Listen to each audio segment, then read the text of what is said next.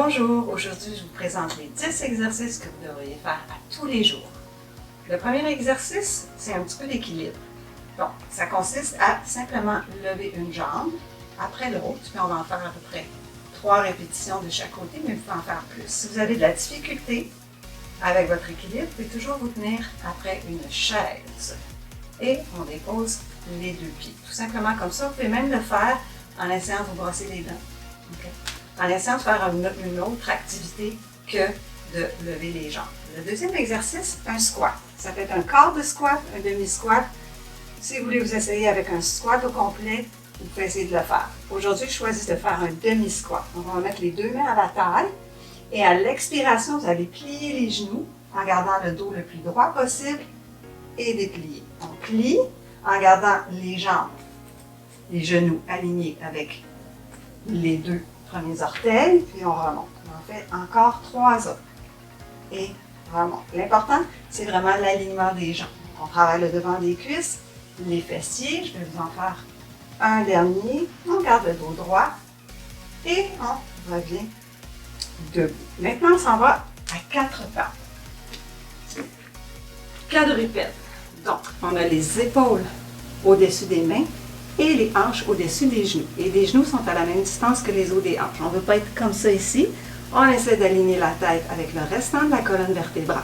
Maintenant, on va travailler un petit peu la chaîne croisée. Vous allez essayer de surélever le bras gauche et la jambe gauche en restant centré. Juste un petit peu comme ça ici et vous redéposez. Vous rentrez le ventre, on alterne et redéposez. Petit mouvement. On essaie de ne pas transférer le poids. Je regarde au centre et bras et jambes. On en fait un dernier et redépose une dernière fois et on vient redéposer et on pousse la poitrine le plus loin possible du sol. Maintenant, on va aller faire l'étirement du chat. Donc, on va arrondir la colonne vertébrale en gardant le poids réparti sur les deux jambes et les deux pieds, puis on revient la colonne vertébrale la plus longue possible. On fait ça 2 autres fois. On arrondit et on allonge. Une dernière fois, arrondi à partir du bas du dos jusqu'à la tête. Puis après ça, on repart avec les fesses et j'allonge jusqu'au-dessus de la tête.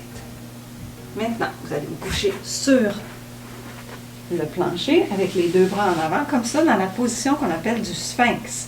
Donc, on essaie de ne pas avoir les épaules comme ça ici. Je viens descendre mes épaules vers ma taille et j'ai un long cou. On regarde le sol, puis on reste comme ça, en poussant la poitrine vers le bout de vos doigts. Si c'est difficile pour le bas du dos, vous descendez, on a un plus petit mouvement, puis vous essayez simplement de lever la tête pour aller porter le regard un petit peu en avant de vous. Donc, soit la position du sphinx ici, un petit peu plus haut. Si ça fait mal dans le bas du dos, on redescend, puis on vient bouger un petit peu le haut de la colonne vertébrale. Ensuite, on va se coucher sur le dos. Les deux pieds à la même distance que les os des hanches et les bras sur le long du corps. Les deux pieds sont vraiment ancrés au sol, puis on va essayer de maintenir cet alignement-là. Puis on va aller faire le pont. Donc on va aller articuler la colonne vertébrale en flexion en utilisant les abdominaux. Donc on va rentrer le ventre, pousser le bas du dos dans le plancher. Je pousse avec mes pieds pour articuler le plus de segments possible en montant en une belle diagonale. On va faire la même chose pour redescendre. Donc vous inspirez en haut. Et vous expirez pour redescendre les omoplates, les côtes, la taille et les fessiers. On fait ça 2 autres fois. On commence par pousser le bas du dos dans le tapis. On articule pour monter en pont. Vous inspirez rendu en haut. On redescend doucement les omoplates, les côtes, la taille et le bassin. Une dernière fois, on serre le ventre, pousse le bas du dos dans le tapis, on articule pour monter en belle diagonale. Encore là, mes jambes sont bien alignées avec mes pieds et on redescend les omoplates, les côtes, la taille et le bassin. On relâche le tout. Ensuite, vous venez vous asseoir confortablement. Là, on peut avoir le dos un petit peu arrondi, vraiment confortable. Là, j'ai le genou, la jambe droite pliée. Puis, on va aller faire l'exercice de l'essuie-glace. On va aller pousser la jambe vers l'extérieur et la ramener vers l'intérieur. On pousse vers l'extérieur et revient vers l'intérieur. Important de garder le genou pointé vers le ciel pour pas qu'il s'en aille comme ça. Et important de ne pas faire suivre le bassin comme ça ici. Mon bassin reste carré. On change de jambe et revient au centre. Donc, on travaille l'extérieur, l'intérieur de la jambe. On va faire ça encore 3 autres fois. 2. Et un dernier. Et on a bien senti l'intérieur et l'extérieur de la jambe. Maintenant, on va se lever puis on va aller étirer la hanche. Ça vous prend une chaise qui est solide. Vous allez vous installer comme ça ici pour venir ouvrir la jambe. Donc, je vais pousser cette jambe-là vers l'arrière. Ça va venir tirer un petit peu comme ça. Je vais juste déplacer ma chaise parce que je vais ajouter à ça une flexion latérale. Si vous voulez, ça vient étirer encore plus la hanche et le côté du corps. Puis on revient. On va faire ça encore 2 autres fois. Donc la jambe pousse vers l'arrière. Vous allez sentir un étirement ici. Si vous le voulez, on s'en va en flexion latérale. Sinon, vous restez le dos droit. Et revient. Une dernière fois, on inspire. En montant, on expire. Puis attention de ne pas avoir la tête en avant comme ça. Ici, on va rester en 2 dimensions. Biceps à oreille, oreille à épaule. Et on revient au centre.